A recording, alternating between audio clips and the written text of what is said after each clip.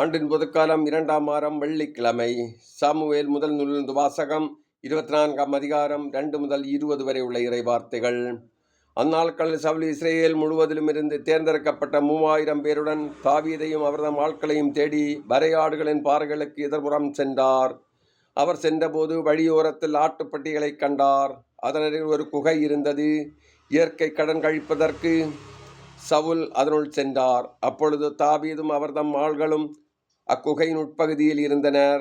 தாவீதின் ஆட்கள் அவரிடம், இதோ உன் எதிரியை உன்னிடம் ஒப்புவிப்பேன், உன் விருப்பத்திற்கேற்ப அவனுக்கு செய் என்று ஆண்டவர் சொன்ன நாள் இதுவே என்றார்.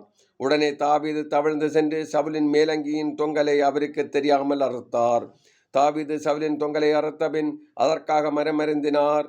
அவர்தம் ஆள்களை பார்த்து, ஆண்டவர் திருப்பொழிவு செய்த என் தலைவருக்கு எத்தீங்கும் செய்யாதவாறு ஆண்டவர் என்னை காப்பாராக. அவர் ஆண்டவரால் திருப்பொழிவு செய்யப்பட்டவரானதால் நான் அவர் மேல் கை வைக்கக்கூடாது என்றார். ஆதலின் தம் ஆள்கள் சவுலை தாக்காதவாறு தாவீது வார்த்தைகளால் அவர்களை தடை செய்தார். பின்பு சவுல் எழுந்து குகையை விட்டு தம் வழியே சென்றார். அதன்பின் தாவீதும் எழுந்து குகையிலிருந்து வெளியேறி சவுலை பின்தொடர்ந்து, அரசே, என் தலைவரே என்று அழைத்தார். சவுல் பின்புறம் திரும்பிய போது தாவீது தரையில் முகங்குப்புற விழுந்து வணங்கினார். பின்பு தாவீது சவுலை நோக்கி, தாவீதே, உமக்கு தீங்கு செய்ய தேடுகிறேன் என்று சொல்லும் மனிதனின் வார்த்தைகளை நீர் கேட்கலாமா?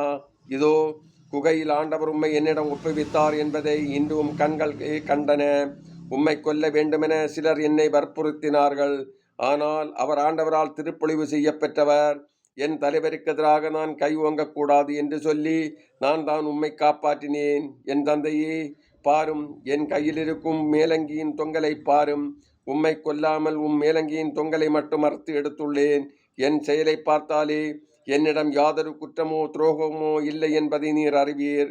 நீர் என் உயிரை பறிக்க தேடினாலும் உமக்கெதிராக நான் ஒரு குற்றமும் செய்யவில்லை. உமக்கும் எனக்கும் ஆண்டவர் நடுவராயிருப்பாராக.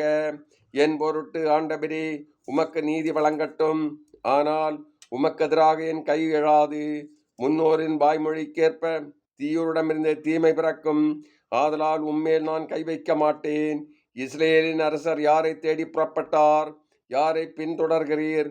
ஒரு செத்த நாயை என்றோ ஒரு தெள்ளு பூச்சியை என்றோ? ஆண்டவர் நடுவராயிருந்து உமக்கும் எனக்கு நீதி வழங்குவாராக.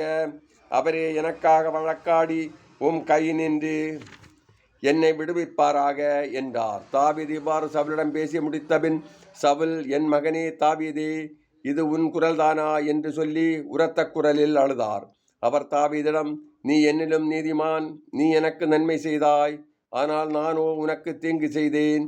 ஆண்டவர் என்னை உன்னிடம் ஒப்புவித்திருந்தும் நீ என்னை கொல்லவில்லை. இதனால் நீ எனக்கு நன்மையை செய்து வந்திருப்பதை இன்று நீ வெளிப்படுத்தி இருக்கிறாய்.